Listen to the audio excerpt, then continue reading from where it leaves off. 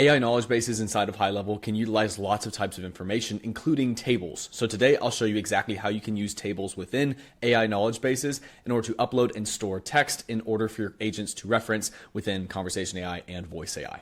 These tables within our knowledge bases allow us to provide more organized text to our AI agents so they can have better prompting and get better responses as opposed to just using plain text within our knowledge base. Today I'll show you exactly how to set this up. My name's Andrew and let's dive right in. Now within knowledge bases for our AI agents, we can find our knowledge bases, either an existing one or we can create a new knowledge base. And within our knowledge base, we'll see we have multiple types of sources. We have web crawlers, FAQs, web searches, rich text, file uploads, and tables. And today we're talking about how you can use tables. Now, in order to upload a table, just click Add Source and then select Table. Then here you can upload a file. Now, in order to create a table, you can create a basic Excel spreadsheet or Google Sheet. This is an example of a good set of information for our AI knowledge base table. We have different pieces of information. For example, this is information on HighLevel. So what is HighLevel, CRM and contact management, all the different features. We have answers, we have use cases, we have notes and benefits, and all this information is organized within this table. And by utilizing this sort of setup, we can give our AI agent more useful information to call from inside of our prompting. So we'll go ahead and save this as a CSV. And you can create a table similar to this if you want for your own business, or you can even use another AI platform to build tables for you. And then we can upload our file.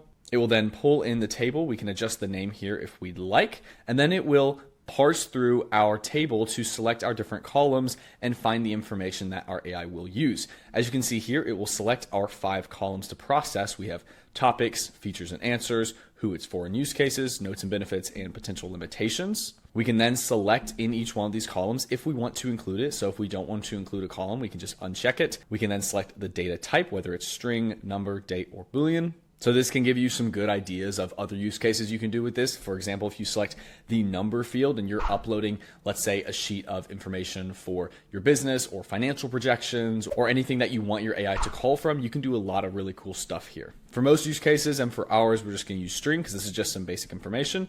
Then we'll click next. Then it will format the data and then upload it into our table. You'll be able to see a summary here with the table name, the amount of rows, the valid rows, invalid rows, processed columns, file size, etc.